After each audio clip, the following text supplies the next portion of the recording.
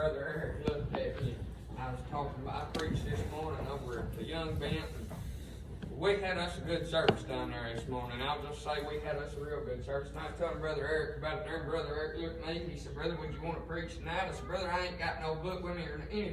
Let me tell you, it'd been all right even if I didn't have a book. The Lord's preached me this morning. I didn't even open my book, and He's preached me several times without it. But I got to looking around, and there's a book laying right there on that back pew. I said, "The Lord will provide everything you need just when you need it." Every single time. I want to thank the Lord for His blessings on me. This morning I preached down there, and you know, Brother Andy had asked me out there at Jamboree the other day. He said, "Brother, if the Lord lays it on your heart," he said, "come over to the Young Bent this Sunday." He said, "I'd love to have you come down there and preach." And I said, "Well, I ain't going to make no promises." I said, "But if that's where the Lord leads me, that's where I'll be." This morning I got up, and last night, I left Jamboree early yesterday, and me and Caitlin had went to the Grand Ole Opry last night with her folks, and I didn't go sleep till about 1:30 this morning by the time I got home and everything,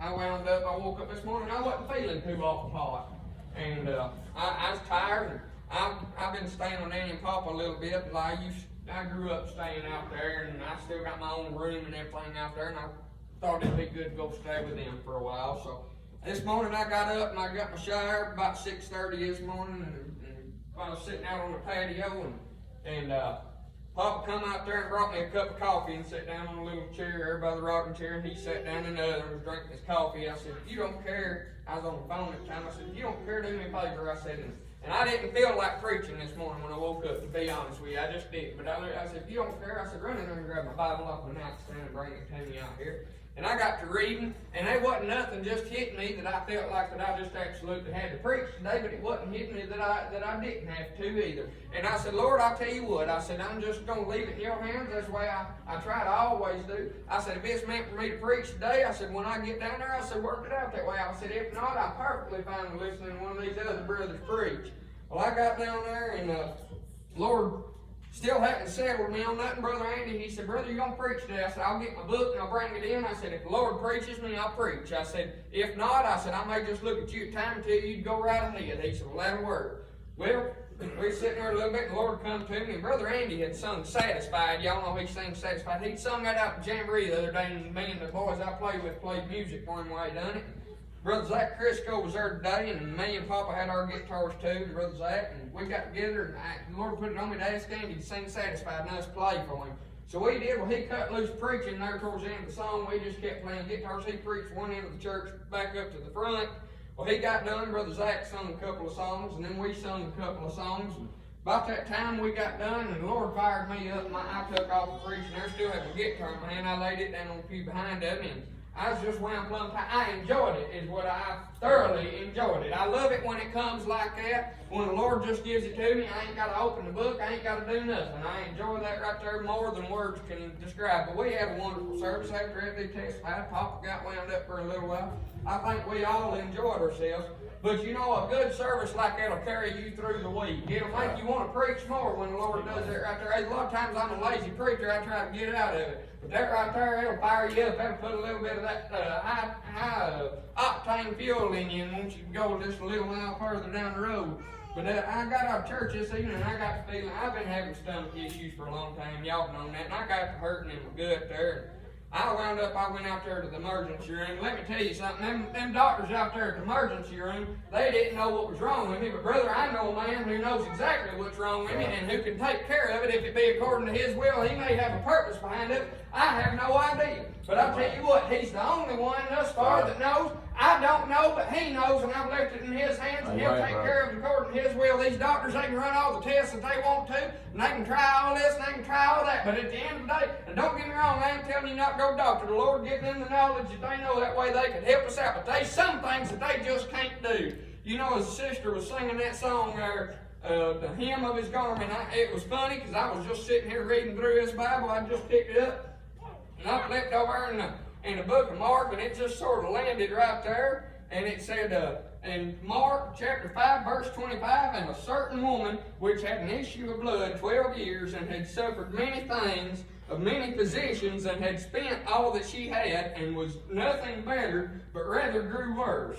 when she had heard of Jesus, came in the press behind, and touched his garment. For she said, If I may touch but his clothes, I shall be whole. And straightway the fountain of her blood was dried up, and she felt in her body that she was healed of that plague. And Jesus, immediately knowing in himself that virtue had gone out of him, turned him about in the press and said, Who touched my clothes? And his disciples said unto him, Thou seest the multitude thronging thee, and sayest thou, Who touched me? And he looked round about to see her that had done this thing. But the woman, fearing and trembling, knowing what was done in her, came and fell down before him and told him all the truth. And he said unto her, Daughter, thy faith hath made thee whole. Go in peace, and be whole of thy plague.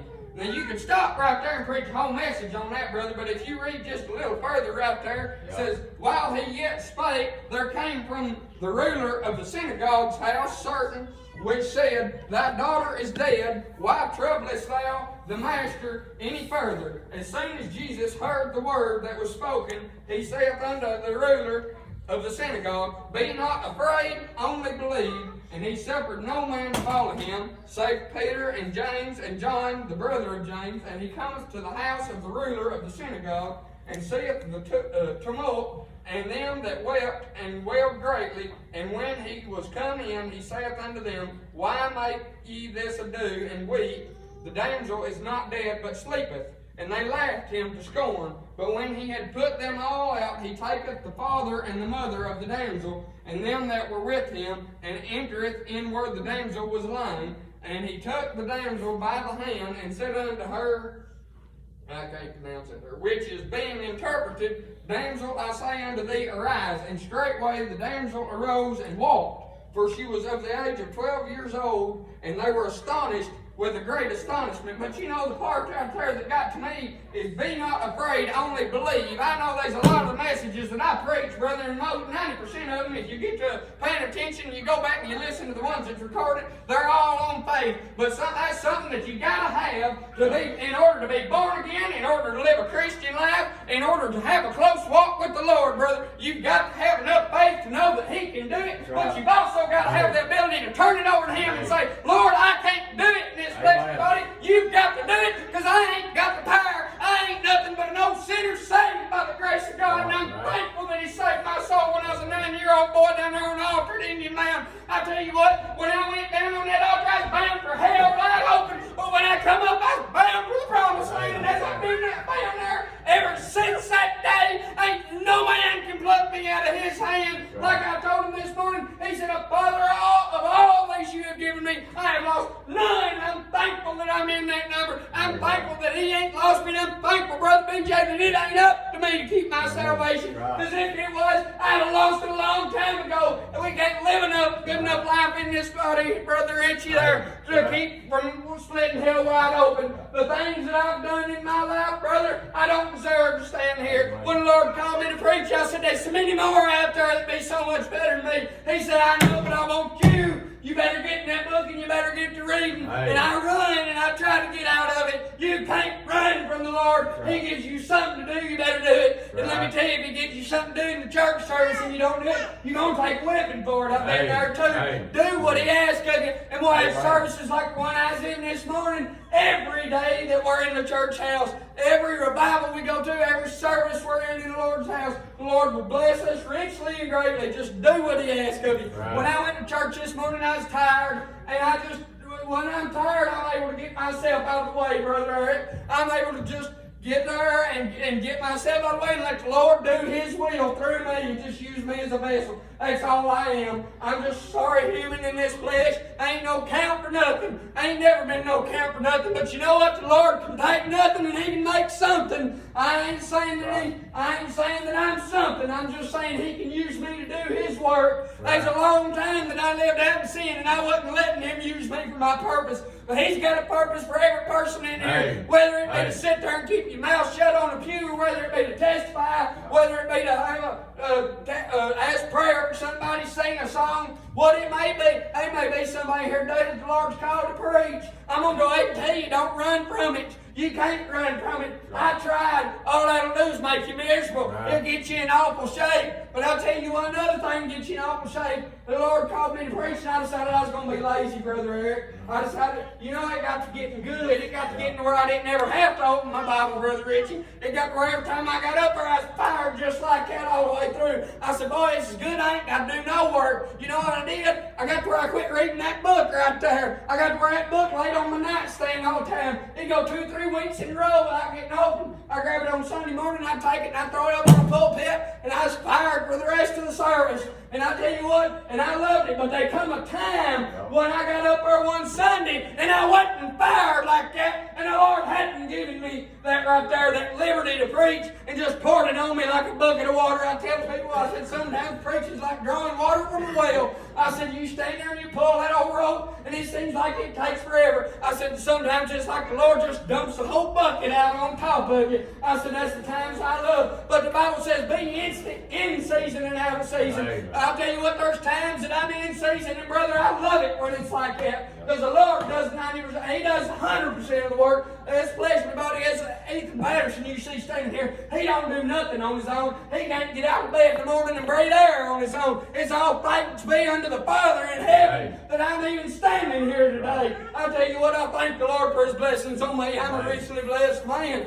But I tell you what, we still gonna have troubles and trials in this life. Even the saved, born-again children of God gonna go through tribulations. Just because we're His don't mean we ain't going to have troubles. I tell you what, the devil works me out every day. He tempts me. He tries me. He tries his best to bring me down. He knows he can't get me into hell, but he tries to get me down on his level where I ain't of use to the Lord. But I tell you what, as I was saying there, I got in trouble. I got where I wasn't reading that there book, brother. And I tell you what, I got where I got up there and went to preach one Sunday, and I just didn't have nothing. I couldn't preach. I just stood there, jaw locked. I couldn't do nothing. I said, Lord, help me. I was begging the Lord. I said, Lord, help me. I don't know what to do. I don't know what to do. He said, I tell you what to do. Do your part. He said, I've always done my part. He said, I've delivered you every time you've asked. I give you everything that you ever needed. He said, you never went without. He said, something that you needed. He said, but you got to put one foot in front of the other. Do what I tell you to do. He said, you can't sit back and expect me to do all the work without picking up the shovel yourself.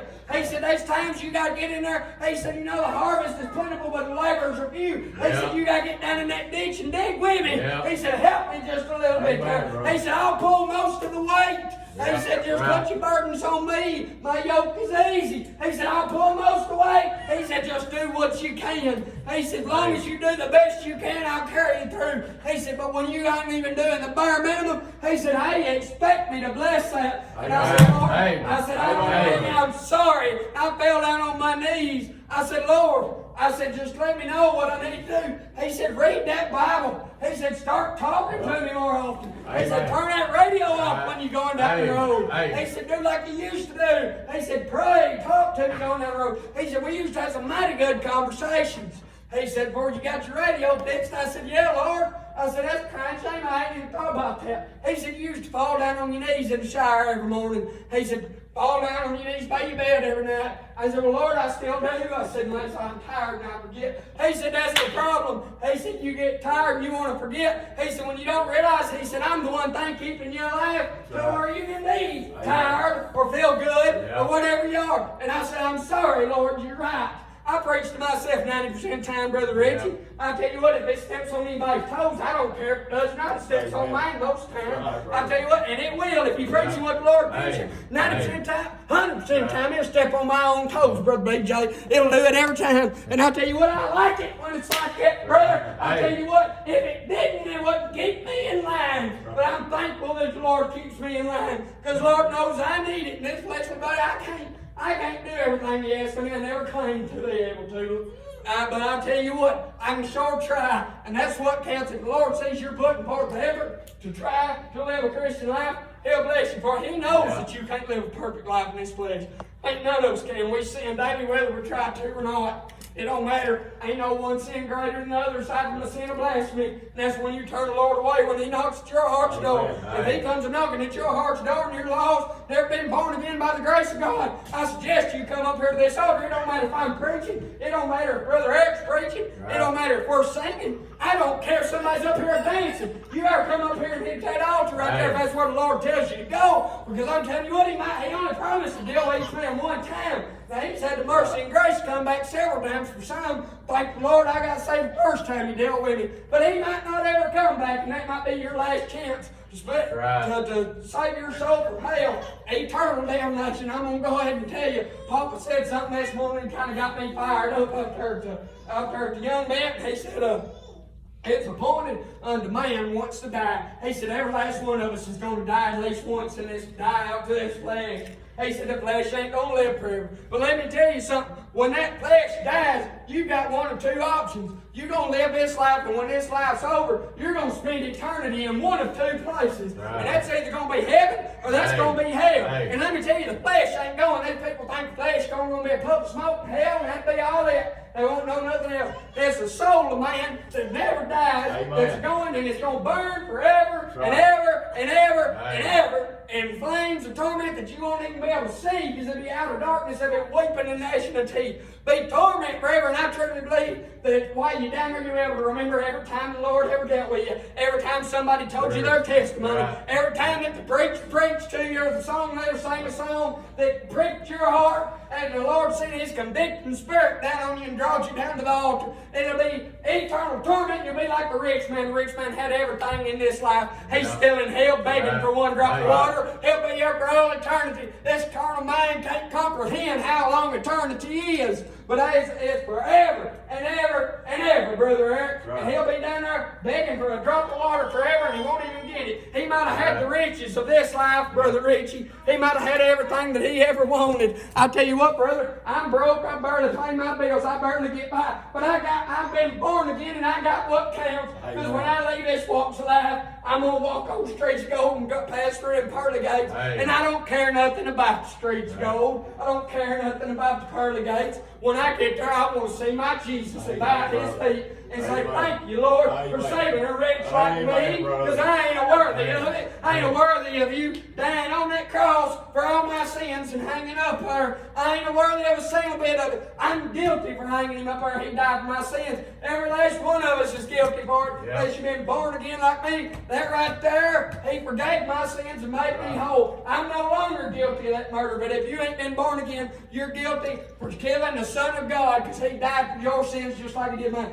I can't comprehend that somebody dying for my sins. Him sending His only begotten Son, only Son, to die for my sins, as sorry and as low as I may be. But if you ain't never been born again, He knocks at your heart's door, you better be getting up here. I'm going to go ahead and tell you, when I give in to the Lord, I didn't do it because I wanted to go to heaven, no, brother. I done it because I wanted to escape hell. I wanted to escape that eternal torment. I said, you know what? I said, I don't know what heaven's going to be like, but it sure sounds to me like spending eternity there is going to be a whole lot better than spending eternity in hell. But when the Lord knocks at your heart's door, you got to have that broken heart and that contrite spirit, brother. And you got to be humble. You got to want it more than anything in this life, anything in this world, more than any riches there is, more than any of that. I tell you what, money may mean a lot, but when it comes down to it, it don't mean a thing. I sat out there at the emergency room this evening for about an hour outside the emergency room on the phone with the insurance company, hassling around trying to figure out what this emergency room was going to cost me before I went in there, because I'm too tight to go in there. And finally, I got to hurting so bad that I couldn't even talk to the insurance man on the phone. And I said, I was dead blamed. I said, this ain't no good. I told him, I said, I'll tell you what. I said, I'm going to go. I said, I don't care what this costs me. I said, I'll pay for it somehow or another. I said, I am going in here. I said, for all I know, I may fall over dead. But let me tell you, had I fell over dead, I got it made, brother. Because when the Lord splits that east to the sky, I'm going to come up out of that deep sleep, resting in Jesus, and I'm going to be in heaven with everybody else that's been born again by the grace of God for all of eternity, forever and ever and ever. And I thank the Lord for that right there. But if you ain't been born again, you got to want that more than the riches of this life. The riches of this life won't get you nowhere. It'll be just like that rich man in hell begging for a drop of water. They're nice to have. Yeah, I'd like to have a new truck. I'd like to have 50 acres with a house on it. I'd like to have a horse barn, all this and that. There's a lot of things I'd like to have. I tell you what, But the word like is the key part right there. The Lord will give you what you need. Sometimes He'll give you the desires of your heart if you're living like you ought to. But the Lord will always give you what you need. Sufficient right there for you. And what you need, most of all, is if you ain't never been born again, be born again by the grace of God. If the Lord knocks at your heart's door today and breaks your heart, and you come under conviction and tears start rolling, you come up here, or wherever the Lord bids you to go. I don't care if He tells you to go out in the front yard and the deep by the road. That's where He tells you to go. Fall down on your knees and beg the Lord and humbly mean it. As humbly as you know how, and say, Lord, help me. Lord, say whatever the Lord bids you to say. I don't remember what I said, Brother Richard. That's right. We was up singing when I come under conviction. It was a Monday night revival at Indian Mound. I was 9 years old. We was singing, climbing up the ladder and going home. We had just barely started the song. I started crying. I didn't even know what I was crying about, brother. I just knew my heart was up in the throat. It was a pounding. And I tell you what, it just get faster and faster. And I thought it was just going to jump plumb out of my chest. And I said, Lord, I need to move. I need to do something. About that time, my cousin looked at me and she said, you want to go to the altar? I said, yeah. We took off down the altar. I don't remember nothing after that first step. Like when I come up off that altar, the lights in that church house looked brighter, brother. I felt light as a feather. That burden was gone off of me. I had a peace beyond all understanding that I had never had before in this life. And that peace has stuck with me ever since then. And that's a peace you can't get from anything else in this world. Let me tell you, I'll tell you what. You won't find that in no bottle of liquor. You won't find it in a bottle of whiskey, a pill bottle, and a beer. I've tried all those things. They won't get you nothing but sorrow. And I'll tell you what, they'll get you in an awful shape. Running from what the Lord tells you to do will get you there too. But you can find peace in the arms of Jesus. And it's just comfort in there when He's just cradling you right there in His arms. But He's got to knock, and you got to be willing to want it more than anything in this worldly life. More than anything that you love, anybody that you love. Don't get me wrong, I ain't saying don't love your brother, don't love your family. But you got to want the Lord, and you got to put Him first before anybody else and anything else. But I had that altar. You know what that first step was? That was a step out on faith, brother. That was right there where it said, don't worry, believe, only believe. That's what I was doing. I was believing and trusting in the Lord to the saving of my soul. And that's all it took. I truly believe, Brother Richie, I was born again before I'd ever hit that altar, because the Lord had seen the faith that I had entrusted in Him, that I knew that He had the power to save my soul. And He had me. I don't remember nothing after that first step till I come up off that altar. But I truly believe I was born again as soon as I took that first step. The Lord said this old boy wants it, and this old boy believes that I can do it. And I tell you what, when you get to praying about other things, you better be believing that He can do it. Because you get to doubting Him and you'll get in trouble. I've done that myself here recently. I got to doubting the Lord on a few things that He done told me He was going to do. And let me tell you, it got me in awful shape, brother. But the Lord come to me. He said, just keep on doing your part. He said, I've always done my part. Why wouldn't I do it now? And I said, thank you, Lord. That was my fault. That was my faith getting weak right there. But the Lord has done His part all the way through, and He always will. There ain't no sense in me rambling on. But if there's anybody here, we're going to have a song of invitation. I'll turn it over to Brother Eric to give the invitation here in just a few moments' time. If there's anybody here lost or come to the age of accountability and the Lord knocks at your heart's door, just trust in the Lord, whatever He tells you to do. I don't know what He'll tell you to do. That's between you and Him. He ain't never spoke to me in an audible voice, brother. He speaks to my heart. But when He speaks to your heart, you'll know exactly what He wants you to do each and every time. You'll know, once you're a born-again child of God, He'll speak to you and let you know when you're in the wrong. And as much as you don't want to admit it sometimes, me speaking to myself, preaching on my own codes again right there, as much as I don't want to admit it sometimes, I'm in the wrong. And I'm going to go ahead and tell you something. If the devil's trying to convince you it's wrong, it's right. And if the devil's trying to convince you it's right, then it's wrong. Because he wouldn't be a fighting it, or he wouldn't be a pushing it, if it wasn't something that the Lord is making something out of it. The Lord has a plan for everything. Just trust in His plan. He knows a lot more about it than we do. Amen. He knows all things. Amen. I'm thankful for what the Lord did here tonight. I didn't come expecting to preach. I come straight from the hospital here. Didn't know that I was going to preach, but I thank Brother Eric for asking me. I thank the Lord for giving me a message. And it's been good, but if there's anybody here, and Lord knocks at your heart's door, just do what He bids of you, please. I love each and every one of you, and I want you to know that. Thank you, brother. Love you.